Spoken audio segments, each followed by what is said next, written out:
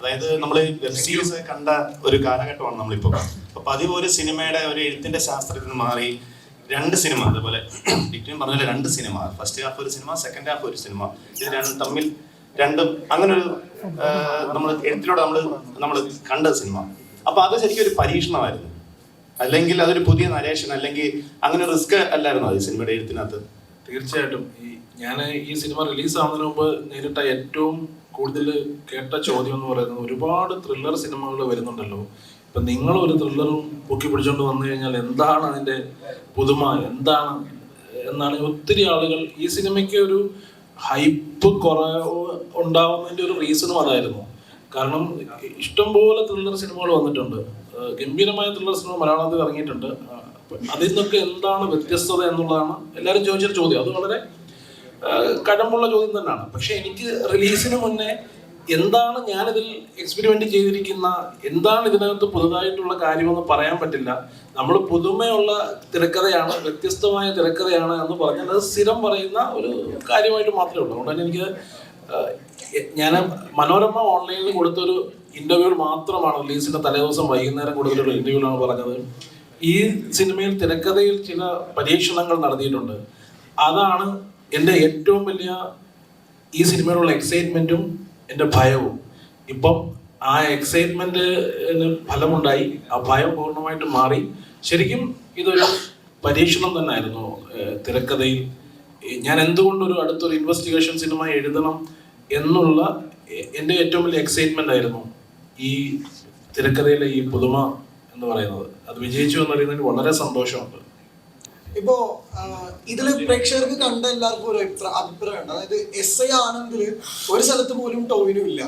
അതായത് ഈ പറഞ്ഞ പോലെ ഓരോ സിനിമ കഴിയുന്നവരും ടോവിനോയ്ക്ക് സംഭവിക്കുന്ന റിഫൈൻമെന്റുകളെ കുറിച്ചിട്ട് ഇന്നലെ ഒരുപാട് കുറിപ്പുകൾ ഉണ്ടായിരുന്നു. കണ്ടവർക്ക് എല്ലാവർക്കും അത് അഭിപ്രായമുണ്ട്. അപ്പൊ ടോവിനോ എടുക്കുന്ന എഫേർട്ടുകളൊക്കെ പ്രേക്ഷകർക്ക് കറക്റ്റ് ആവുന്നുണ്ട്. അതിനുള്ള ഒരു എക്സൈറ്റ്മെന്റ് എന്താണ്? കൂടുതൽ എഫേർട്ട് എടുക്കാനുള്ള പ്രോത്സാഹനമാണ്. നമ്മൾ എടുക്കുന്ന എഫേർട്ട് ആൾക്കാർക്ക് വർക്കാവുന്നുണ്ടെങ്കിൽ കൂടുതൽ എഫേർട്ട് എടുക്കാനുള്ള പ്രോത്സാഹനമാണ് തീർച്ചയായിട്ടും. എനിക്കതിനേക്കാളും ഒരുപാട് സന്തോഷം എന്ന് വെച്ച് കഴിഞ്ഞാൽ പടം ഭയങ്കര ഹാപ്പി ആയിട്ടാണ് ചെയ്തത്. റിലീസിന്റെ തലേദിവസം നമ്മളങ്ങനെ ഭയങ്കര ടെൻഷൻ അടിച്ചൊന്നും അല്ലായിരുന്നത്. ഞങ്ങൾ വളരെ കാഷ്വൽ ആയിട്ട് സംസാരിച്ചുകൊണ്ടിരുന്നത്. കാര്യം ഞങ്ങൾക്ക് ചെയ്തു വെച്ചിട്ടുള്ള പടത്തിനൊരു കോൺഫിഡൻസ് ഉണ്ടായിരുന്നു. എന്നാൽ അത് ഇപ്പോഴത്തെ കാലത്ത് ഈ പറയുന്ന പോലെ ഭയങ്കരമായിട്ടുള്ള മാസ് എലിവേഷൻ സീനുകളോ അങ്ങനെ പറയേണ്ട ഒരു കഥയാണ് ഇതെന്ന് തോന്നിയിട്ടുമില്ലായിരുന്നു. അപ്പൊ ഞങ്ങൾ ഉദ്ദേശിച്ചത് എങ്ങനെയാണോ അതേപോലെ തന്നെ പ്രേക്ഷകർക്ക് അത് മനസ്സിലാവുകയും അവർക്ക് അതേ രീതിയിൽ തന്നെ ഈ സിനിമയെ സ്നേഹിക്കാനും പറ്റി എന്നൊക്കെ പറയുമ്പോൾ, എന്താ പറയാ, കുറച്ച് സ്ലോ ആയി പോയാലൊക്കെ പ്രകൃതി പടം എന്നൊക്കെ പറഞ്ഞിട്ട് അന്ന് പറഞ്ഞോളി സോപ്പോൾ അതുപോലെയൊന്നും അല്ലാതെ പ്രകൃതി പടമാണോ അല്ലെങ്കിൽ ഈ മാസ് മസാല എന്റർടൈനർ ആണോ എന്തുവാണോ, സിനിമ ആൾക്കാർക്ക് ഇഷ്ടപ്പെട്ടാൽ അത് നല്ല സിനിമയും ഇഷ്ടപ്പെട്ടില്ലെങ്കിൽ അത് മോശം സിനിമയും, അത്രയും. അല്ലാതെ ഇതിന്റെ വേറെ ക്ലാസിഫിക്കേഷനുകളെക്കാളൊക്കെ ഞാൻ കാണുന്നത് അങ്ങനെയാണ് എന്നുള്ളതാണ്. അപ്പൊ എനിക്ക് തോന്നുന്നു ഭയങ്കര സന്തോഷമാണ് ഇതിനെ, ഈ സിനിമ എങ്ങനെയാണോ അങ്ങനെ ഈ സിനിമയെ അക്സെപ്റ്റ് ചെയ്യാനായിട്ട് ഇവിടുത്തെ പ്രേക്ഷകർക്ക്, ആ സിനിമയെ ഇഷ്ടപ്പെടാൻ പ്രേക്ഷകർക്ക് പറ്റി എന്ന് പറയുന്നത് വലിയ പ്രതീക്ഷയാണ് ഞങ്ങൾക്ക്. ഇനി അങ്ങനെ ഒരുപാട് ഗിമ്മിക്കുകളെയോ അല്ലെങ്കിൽ ഭയങ്കര അങ്ങനെ സിനിമാറ്റിക് മാസ് എലിവേഷൻ പരിപാടികളോ ഇല്ലാതെയും ഇവിടെ സിനിമകൾ മുന്നോട്ട് പോകാം. നമുക്ക് ഇഷ്ടമുള്ള പോലത്തെ വേറെയും സിനിമകൾ ചെയ്യാം, പലതരം സിനിമകൾ ചെയ്യാം എന്നുള്ളതിന്റെ പ്രേക്ഷകരുടെ ഭാഗത്തുള്ള ഒരു എന്താ പറയുക അഷ്വറൻസ് ആണ് ഞങ്ങൾക്ക് കിട്ടിയിരിക്കുന്നത്.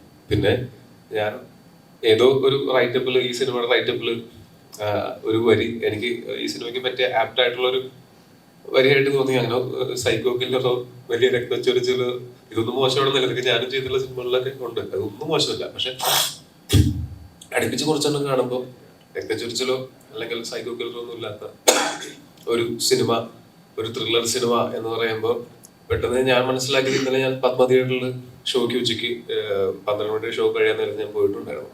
അപ്പൊ അവിടെ ഞാൻ കൂടുതൽ കണ്ടത് ഫാമിലീസിനെയാണ്. അപ്പൊ ആ ഫാമിലീസിനെ ഞാൻ ചോദിച്ചു എങ്ങനെയുണ്ട് എന്ന് ചോദിച്ചപ്പോൾ അവരോട് ഞാൻ ചോദിക്കുന്നത് 2ാം ഭാഗം ഉണ്ടോ എന്നുള്ളതാണ്. 2ാം ഭാഗം ഉണ്ടോ എന്നുള്ളതൊക്കെ രണ്ടാമത്തെ കാര്യം. പക്ഷെ ഞാൻ പറയണെന്ന് വെച്ചാൽ എവിടെയോ ഈ ക്യാരക്ടേഴ്സിനോട് കണക്ട് ചെയ്യാനും എന്നാ ഈ പറയുന്ന ഭയങ്കര രക്തചൊരിച്ചിലൊന്നും ഇല്ലാതെ എൻജോയ് ചെയ്യാനും ഫാമിലീസിന് ഇഷ്ടപ്പെടുന്ന ഒരു ത്രില്ലർ സിനിമ എന്ന് പറയാം. കുറെ നാളായില്ലേ നമ്മളിപ്പോ, ഞാനാണെങ്കിലും ഒരു ത്രില്ലർ സിനിമ എന്ന് പറയുമ്പോഴും ഒക്കെ വയലൻസിനെ മാറ്റി നിർത്താനൊക്കെയായിട്ട് ഭയങ്കര പാടാണ്.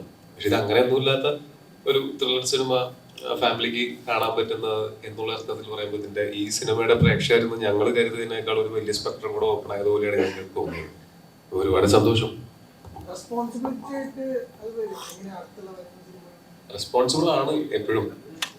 കാര്യം സിനിമയിൽ രക്ഷപ്പെട്ട് കഴിഞ്ഞാൽ ആ റെസ്പോൺസിബിലിറ്റി കാണിക്കണ്ടേ. സിനിമയിൽ നിലനിൽക്കാൻ വേണ്ടി മാത്രമല്ല, നമുക്ക് എന്തെങ്കിലും സിനിമയിൽ നിന്ന് കിട്ടുകയാണെങ്കിൽ തിരിച്ച് നമ്മുടെ ഭാഗത്ത് ആ റെസ്പോൺസിബിലിറ്റി കാണിക്കണ്ടേ. നമ്മൾ സിനിമകൾ കാണാനായിട്ട് കൂടുതൽ ആൾക്കാർ തിയേറ്ററിലേക്ക് വരുന്ന സമയത്ത് അടുത്ത തവണ വരുന്ന ആൾക്കാർക്ക് നമുക്ക് ഇതുവരെ ചെയ്തിട്ടുള്ളതിനേക്കാളും ബെറ്റർ ഔട്ട്പുട്ട് കൊടുക്കാൻ പറ്റുകയാണെങ്കിൽ ആ റെസ്പോൺസിബിലിറ്റി എന്തായാലും നമ്മുടെ മനസ്സിൽ എപ്പോഴും ചിന്തയിൽ. എനിക്കൊന്നും മിക്കവാറും എല്ലാ കലാകാരന്മാരുടെയും മനസ്സിൽ അല്ലെങ്കിൽ കലാകാരിമാരുടെയും ജസ്റ്റ് മിസ്സായി ഞാൻ എല്ലാവരുടെയും മനസ്സിൽ കലയുമായി ബന്ധപ്പെട്ട എല്ലാവരുടെയും മനസ്സിലുണ്ടാവുന്നതാണ് തോന്നുന്നത്. അത് ശരിക്കും ടോവിനോയിൽ നമ്മൾ കണ്ടൊരു സിനിമയാണ് അന്വേഷിക്കുകയും കണ്ടെത്തും. അപ്പൊ അതിന്റെ ഒരു ഹോംവർക്ക് അല്ലെങ്കിൽ ഈ ഒരു കഥാപാത്രം ഇങ്ങനെയാണ് എന്നുള്ള ഒരു കൃത്യമായ ഒരു നമ്മൾ തന്നെ സ്വയം നവീകരിക്കുക, അതുകൊണ്ടായിരുന്നു ഹോംവർക്ക് ഉണ്ടായിരുന്നത്. അത് എല്ലാ ദിവസവും സ്വയം നവീകരണം നടത്തുന്നുണ്ട്. കാര്യം എനിക്ക് ഞാൻ പറഞ്ഞ പൊതുവിൽ എന്റെ എല്ലാ ദിവസവും ഞാൻ തന്നെ സ്വയം നവീകരിക്കാൻ ശ്രമിക്കുന്നുണ്ട്. ഈ സിനിമയുടെ കാര്യം പറയുകയാണെങ്കിൽ ഈ സിനിമയുടെ തലേദിവസം നമ്മള് ഞാനും ജിനിചേട്ടനുണ്ടായിരുന്നു, ഡാനുണ്ടായിരുന്നു, ഡോൾവിനും ഉണ്ടായിരുന്നു. നമ്മൾ ഇരുന്നിട്ട് ഈ സിനിമയിൽ ഈ കഥാപാത്രം എങ്ങനെ നിൽക്കണം നടക്കണം എന്നുള്ള കാര്യങ്ങളൊക്കെ സംസാരിച്ച് ഉറപ്പിച്ചതിന് ശേഷമാണ് ഉറങ്ങാൻ പോകുന്നത്. പിന്നെ നിരന്തരമായിട്ട് ഈ സിനിമയിലെ ഞങ്ങൾ ഡിസ്കഷൻസിൽ ഇരിക്കുമ്പോഴൊക്കെ എന്തായിരിക്കും ഈ ക്യാരക്ടറിന്റെ മാനസികാവസ്ഥ, സ്ക്രിപ്റ്റ് വായിക്കുമ്പോഴും അത് കിട്ടുമായിരുന്നു. ഈ ക്യാരക്ടറിന്റെ മാനസികാവസ്ഥ സിനിമ കണ്ടിട്ടുണ്ടെങ്കിൽ ഇതിന്റെ സിറ്റുവേഷൻസിൽ എന്തൊക്കെ ഇയാളുടെ മനസ്സിലൂടെ പോയേക്കാം എന്നുള്ളൊരു ഊഹം എനിക്കുണ്ടായിരുന്നു. ഞങ്ങൾ കുറച്ചുകൂടെ ഡീപ്പായിട്ട് സംസാരിച്ചപ്പോൾ ഈ കഥയിൽ നമ്മൾ പറഞ്ഞിട്ടുള്ള കുറെ കാര്യങ്ങൾ ആഡ് ഓൺ പോലെ എനിക്ക് ഡാർവിൻ പറഞ്ഞു. ചിലപ്പോൾ ഈ സിനിമയിലെ ആദ്യത്തെ ഭാഗങ്ങളിൽ കാണിക്കുന്ന ബൈക്കൊന്നും ഇല്ല, അത് ചിലപ്പോൾ വിറ്റിട്ടുണ്ടാവും അയാൾ. അത് വിറ്റിട്ടായിരിക്കും ചിലപ്പോൾ ആ 4 പോലീസുകാരും കുറച്ച് നാളത്തെ കാര്യങ്ങളൊക്കെ നടന്നത്. അതുകൊണ്ടാണ് രണ്ടാമത്തെ തവണ കാണുമ്പോൾ ഈ 4 പോലീസുകാരിൽ കുറച്ചും കൂടെ അടുപ്പം കൂടുതലുണ്ട് പഴയതിനേക്കാളും, കുറച്ചുകൂടെ കാഷ്വൽ ആണ്.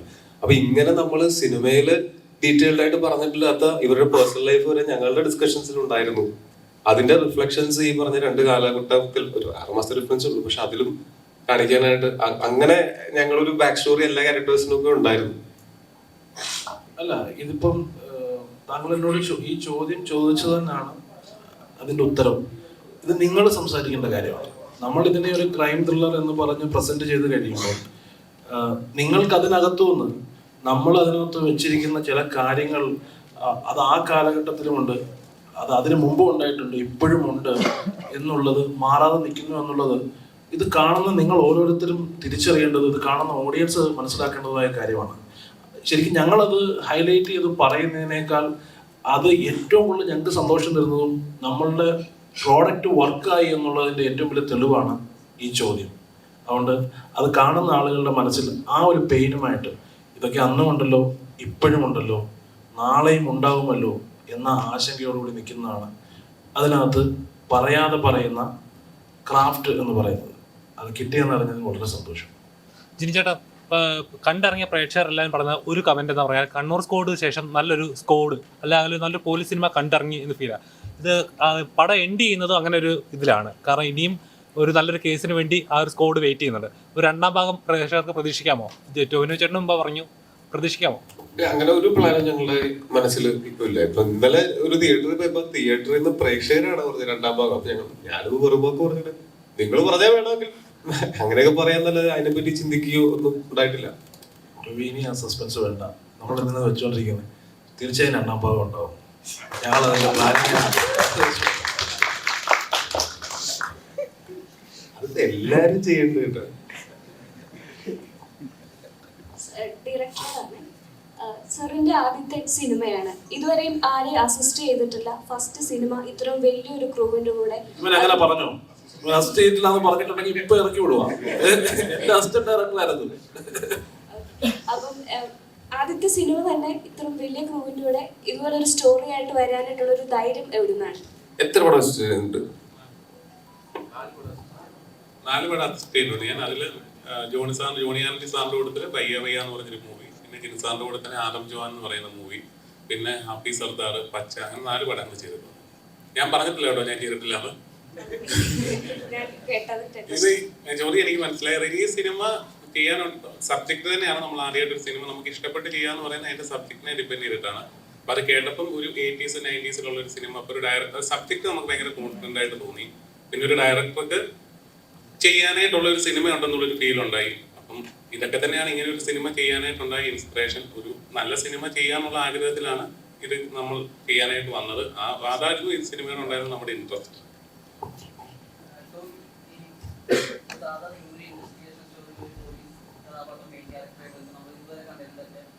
ഒരു സിനിമയുടെ ഒരു ഫസ്റ്റ് ഹാഫിന്റെ പകുതി ആകുമ്പോഴേക്കും ഒരു മെയിൻ കേസ് വരും, പിന്നെ ഫുള്ളും ആ ഒരു കേസ് വരും. ആ കേസ് വരുമ്പോൾ ആ പോലീസ് കഥാപാത്രം മുൻപ് കുറെ തെളിയിച്ചിട്ടുണ്ട്, ഭയങ്കര കേസുകൾ. ഈ ഒരു ക്യാരക്ടറിനെ കുറിച്ച് സിനിമയിൽ അങ്ങനെ ഒരു സംഭവമേ പറയുന്നില്ല. പക്ഷെ ഈ ക്യാരക്ടറെ ഫസ്റ്റ് കാണിക്കുമ്പോൾ തൊട്ട് ആ ഒരു പോലീസുകാരൻ തല്ലി കാണിക്കുമ്പോൾ തൊട്ട് ഈ ഒരു ക്യാരക്ടർ, ആ ഒരു പോലീസ് ക്യാരക്ടർ തൊഴിൽ ഫോട്ടോ ചെയ്യുന്നുണ്ട്. സോ എന്തായാലും ഈ സ്റ്റോറിയിലേക്ക് സ്റ്റോറി പറഞ്ഞപ്പോ എന്തായാലും സ്റ്റോറി മറ്റേതുപോലെ അല്ലോടാ കൊറേ ചോദിച്ചിട്ട് അങ്ങനെയാണെങ്കിൽ അവന്റെ വയസ്സ് എത്ര എനിക്ക് മനസ്സിലായില്ലോട്ടോ ചോദിച്ചത് കൊറേ. ഇതിപ്പോ ഞാനെന്ത് ഉത്തരം പറയണ്ടേ മനസ്സിലായില്ലല്ലോ. ഞാൻ ചോദിച്ചോ അതൊന്നും അല്ല. ശരിക്കും എന്താ ചോദിക്കണെന്ന് വെച്ചാൽ അത് മാത്രം ചോദിക്കാമോ?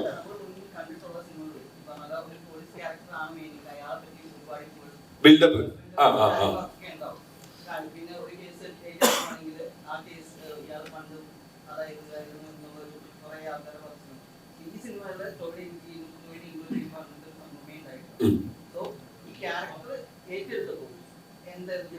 ഈ പറഞ്ഞ കാര്യങ്ങളൊന്നും ഇല്ല എന്നുള്ളത് ഭയങ്കര സമാധാനമായിരുന്നു. ഒന്നാമത്തെ കാര്യം അല്ല, അത് തീർച്ചയായിട്ടും അട്രാക്ഷൻ ആയിരുന്നു.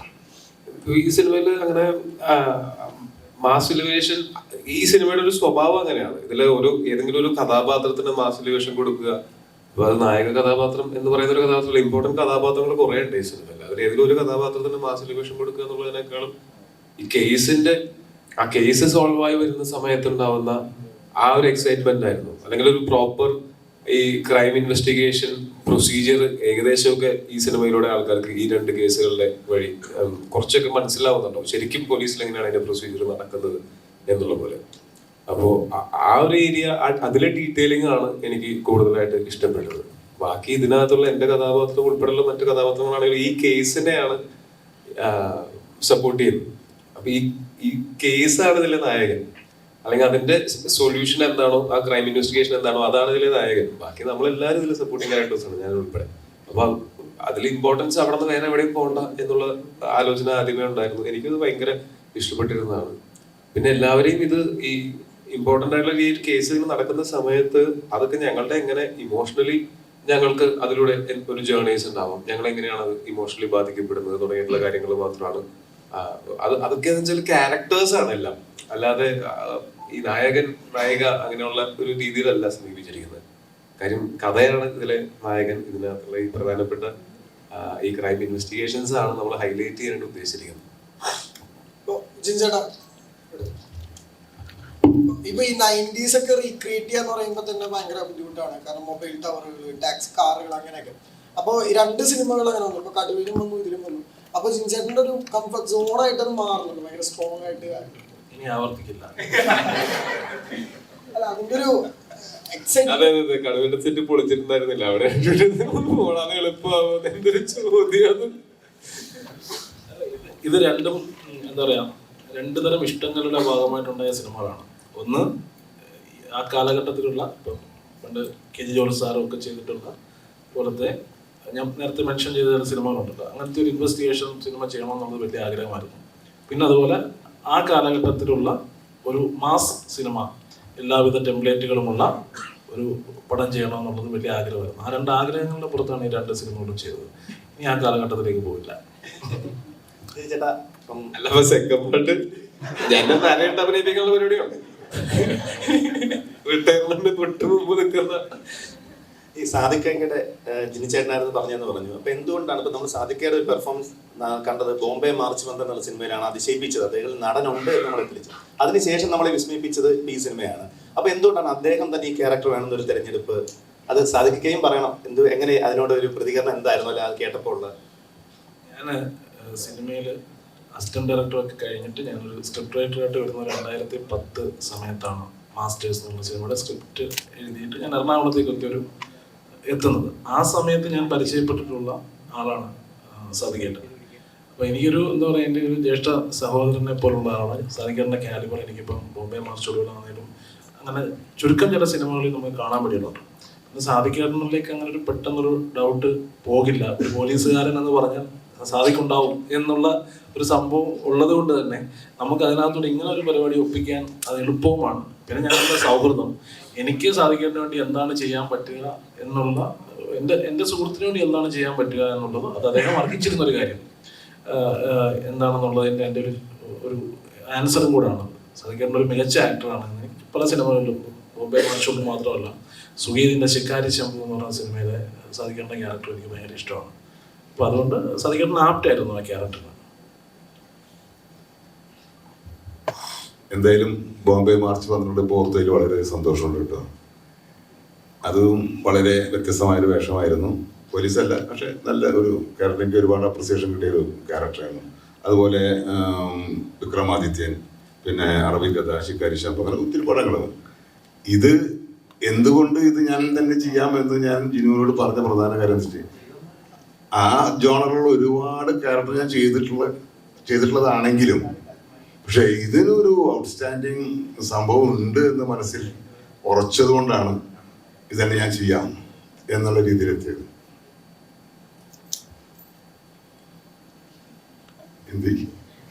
ഒരു കൊട്ട കേക്ക്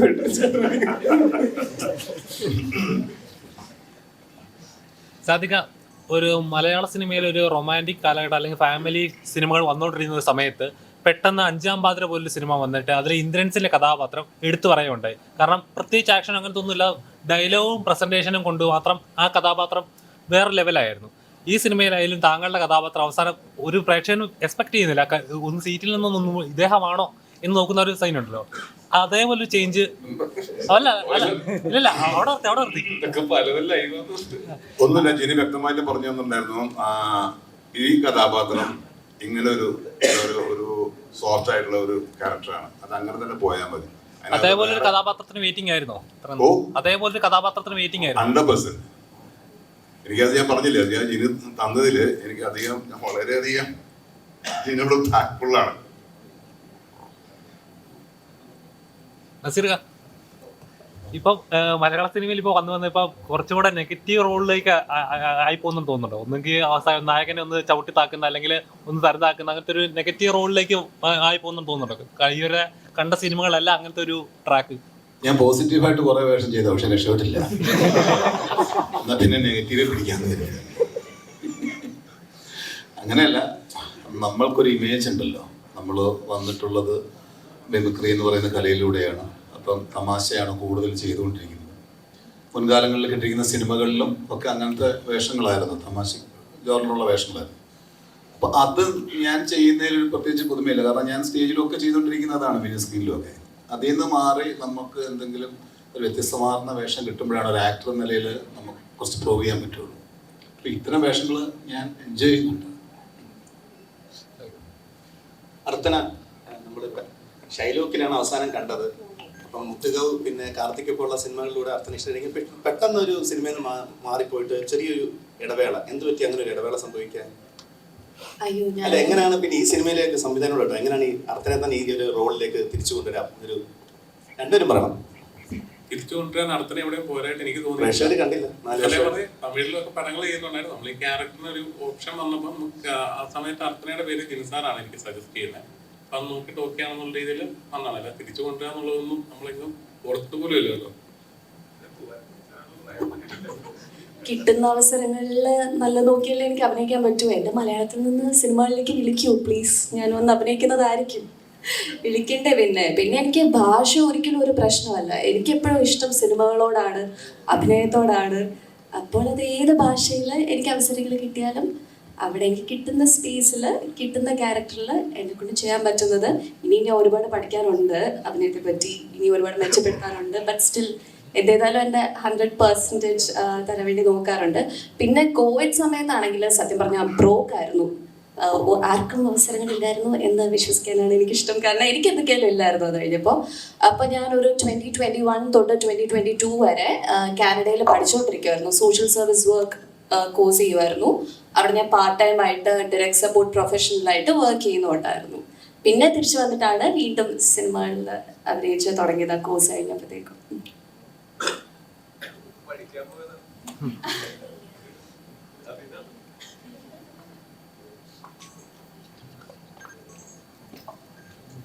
അനഘ, ഹായ്. നമ്മുടെ കാതലിൽ കണ്ട അനഘേനെയല്ല ഈ സിനിമയിൽ കാണുന്നത്. കാതലിന് ശേഷം മുമ്പും ശേഷവും പ്രൊമോഷൻസ് ഒക്കെ കണ്ട അനഘയ്ക്ക് അനഘേതായിട്ടുള്ള ഒരു ചിന്തകളും കാര്യങ്ങളൊക്കെ ഉണ്ടായിരുന്നു. അതൊക്കെ ഭയങ്കര വ്യത്യസ്തമായിരുന്നു. പക്ഷേ ഈ സിനിമയിലേക്ക് വരുമ്പോൾ 80s ഇതിലേക്കാണ് വരുന്നത്. ഒട്ടും പ്രതീക്ഷയില്ല അനഘേനെ അങ്ങനെ ഒരു ക്യാരക്ടർ. അപ്പോൾ അനഘ ഈ ക്യാരക്ടർ കേട്ടപ്പം എന്തായിരുന്നു തോന്നിയത്? ഫസ്റ്റ് കേട്ടപ്പോൾ തന്നെ ഓർപ്പിച്ചു എന്തായാലും ചെയ്യാമെന്ന് തന്നെ. ഞാൻ ഐ വാസ് വെയിറ്റിംഗ് ഫോർ ഇങ്ങനത്തെ ഒരു റോൾ. എന്തെങ്കിലും ഒരു നാടൻ ക്യാരക്ടർ ഞാൻ കാണിച്ചു തരാം ചെയ്യാൻ പറ്റും എന്നുള്ളത്. കാരണം എല്ലാവരും എന്നെ കാണാൻ പറ്റും. ആദ്യം ചെയ്തു തുടങ്ങിയപ്പോൾ തൊട്ട് ടോം ബോയ് ക്യാരക്ടേഴ്സ്, കുറച്ച് ബോൾഡ് ആയിട്ടുള്ള ക്യാരക്ടേഴ്സ്, അതിലിങ്ങനെ എന്നെ പിടിച്ചു വെച്ചേക്കുമായിരുന്നു. ഇപ്പൊ കാതലിൽ അതൊരു ബ്രേക്ക് ആയിരുന്നു എനിക്ക് ശരിക്കും പറഞ്ഞു. കിട്ടിയിരുന്നൊരു ബ്രേക്ക് ആയിരുന്നു കാതലിൽ വന്നിരുന്നത്. അതിന്നും ഒട്ടും പ്രതീക്ഷിക്കാതെ ഇപ്പൊ എല്ലാവരും ചോദിച്ചാൽ അത് അതിന് മുമ്പ് ചെയ്താണോ, ഈ അന്വേഷിപ്പിൻ കണ്ടെത്തും അതിന് മുമ്പ് ഷൂട്ട് ചെയ്താണോ, കാരണം ലുക്ക് മാറിയത് ആർക്കും എല്ലാവർക്കും നീ അങ്ങനെ ആ മുഖം ഉണ്ടോ നിനക്ക് എന്നുള്ളതാണ്. I am very happy. അതാണ് എനിക്കതാണ് as an actor I want to do more characters like that. എൻ്റെ ക്യാരക്ടർ മാറ്റി വെച്ച് എനിക്ക് ഇനി പ്രോജക്ട് ചെയ്യണം. I am really happy for this. എനിക്ക് ഡാവിൻ അതാ എനിക്ക് ആദ്യം ഒരു ചെറിയ കോൺഫിഡൻസ് പറഞ്ഞു. എനിക്ക് നടത്തത്തില്ല, ബോഡി ലാംഗ്വേജ് ഒക്കെ മാറ്റണ്ടേ.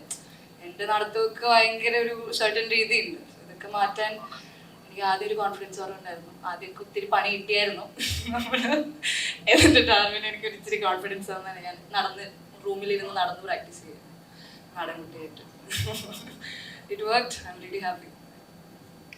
ടോൾവിൻ ചേട്ടൻ പ്രൊഡ്യൂസറുടെ അടുത്താണ് ചേട്ടാ. ഇതിൽ നമ്മൾ 1980s ഒരു പെർഫെക്ഷൻ എല്ലാവരും അത് ഭയങ്കരമായിട്ട് അപ്രീഷിയേറ്റ് ചെയ്യുന്നു. അപ്പോൾ അങ്ങനെ ഒരു റീക്രിയേറ്റ് ചെയ്യാന്ന് പറയുന്നത് when it comes to director ഒരു പെർഫെക്ഷനിസ്റ്റ് ആണെന്ന് എല്ലാവർക്കും അറിയാം.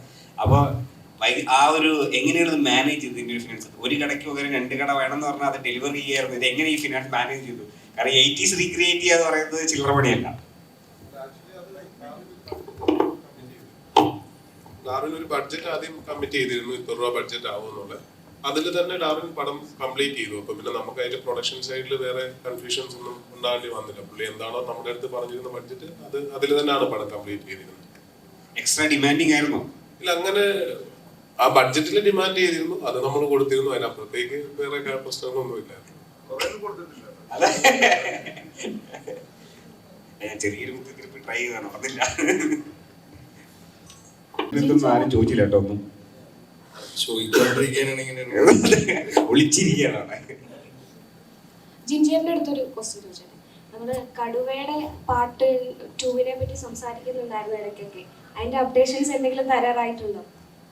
ഞാൻ ഇപ്പൊ അയാൾ പറഞ്ഞല്ലോ ഞാൻ 90s പോകരുത് എങ്ങനെയാണെന്ന് ആലോചിച്ചിട്ടില്ല. അല്ല, ഒക്കെ ഉണ്ട്. പാർട്ട് 2 എന്ന് പറയുന്നത് ഇപ്പൊ ഒരു സിനിമ എഴുതുക എന്ന് പറയുന്നത് അത്ര നിസ്സാരമായ കാര്യമല്ലല്ലോ, വളരെ പാടുള്ള കാര്യമല്ലേ.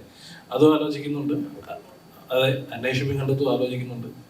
ഒക്കെ ആലോചനകളുള്ള കാര്യമാണ്. ഇപ്പോൾ ഏറ്റെടുത്ത ചില പ്രോജക്റ്റുകളുണ്ട്, അത് ആദ്യം തീർക്കണം. അതിനുശേഷം വളരെ ആക്റ്റീവായിട്ട് ആ കാര്യങ്ങൾ ആലോചിക്കും. ആ കാലഘട്ടത്തിലേക്ക് പോകുന്നില്ല എന്ന് പറഞ്ഞാൽ 2 ആലോചിക്കുന്നു ആ കാലഘട്ടത്തിൽ.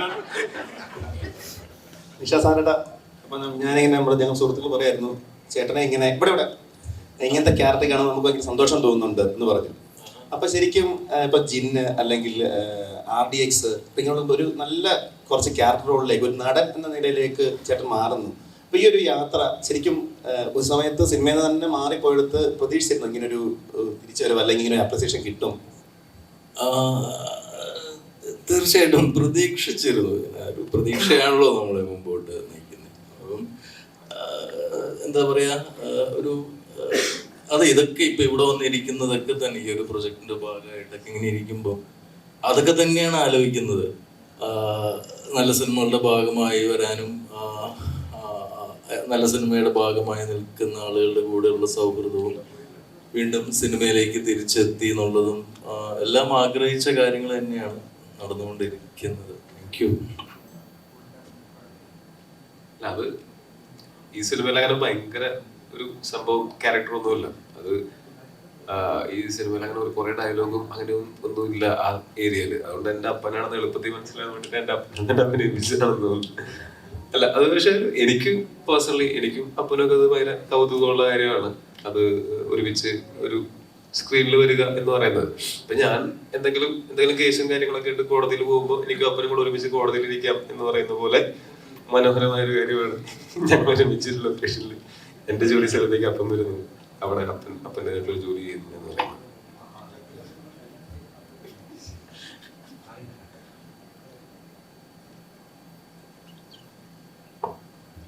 അശോകൻ ചേട്ടാ, ടോവിനോടുകൂടെ രണ്ടാമത്തെ സിനിമയാണ് ചെയ്യുന്നത്. 2 പടവും ഹിറ്റാണ്. അപ്പം ഇവിടെ ചോദിക്കാനുള്ളത് ഇതാണ്, ഐശ്വര്യ അശോകൻ ചേട്ടൻ്റെ ഭാഗമാണോ ടോവിനോയുടെ ഭാഗമാണോ ഐശ്വര്യ അശോകൻ? ഭാഗ്യം അങ്ങനെ ഭാഗ്യം ഇപ്പൊ ഒരു ഭാഗ്യം എന്ന് പറയുന്നത് ഒരു ബിൽഡിംഗ് പണിയാൻ നേരത്തെ അതിന്റെ ഫൗണ്ടേഷൻ തുടങ്ങിയപ്പോൾ എല്ലാം നോക്കണം. ആ ഫൗണ്ടേഷൻ ക്ലിയർ ആണെങ്കിലാണ് കെട്ടി പൊക്കി വരാൻ നേരത്തെ അത് ഭംഗിയാവുള്ളൂ അല്ലേ? അപ്പൊ ആരുടെയും മാത്രം ഭാഗ്യം, എല്ലാവരുടെയും ഭാഗ്യമാണ് ഈ പടം വിജയിക്കുന്നത്.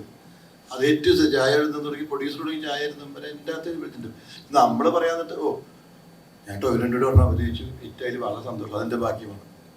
അങ്ങനെ പറയാം, അതൊരു വാക്കാണ്, കോമൺ പറയുന്ന ഒരു വാക്കാണ്. പക്ഷെ ആ ഭാഗ്യം തന്നെയാണ് വിജയം, അല്ലെങ്കിൽ ആ വിജയം കൊണ്ട് തന്നെയാണ് ഈ ഭാഗ്യം കിട്ടിയതെന്ന് പറയാം.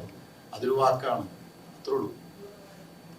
ജിനി ചേട്ടാ, ഒരു ഇൻവെസ്റ്റിഗേഷൻ സീരീസ് എന്നൊക്കെ പറയുമ്പോൾ നമ്മുടെ ഫസ്റ്റ് മനസ്സിൽ വരുന്ന SN സ്വാമി സാറിൻ്റെ CBI സീരീസ് ഒക്കെ ആയിരിക്കും. അപ്പം സാർ തന്നെ പറഞ്ഞിട്ടുള്ള ഒരു ഡീറ്റെയിലിങ്ങിലായിരിക്കും അതിൻ്റെ ഒരു ക്രൈമിൻ്റെ ഇരിക്കുന്നത്. അപ്പം ഇനി ഇതിൻ്റെ 2ാം ഭാഗം വരുന്നെന്ന് പറഞ്ഞു. അപ്പം ഇതിന് മുകളിലായിരിക്കണമല്ലോ. അപ്പം എന്തൊക്കെയായിരിക്കും ഒരു ഇൻവെസ്റ്റിഗേഷൻ സീരീസ് എത്രത്തോളം ഡീറ്റെയിലിംഗ് ചെയ്യാനാണ് ആഗ്രഹിക്കുന്നത്?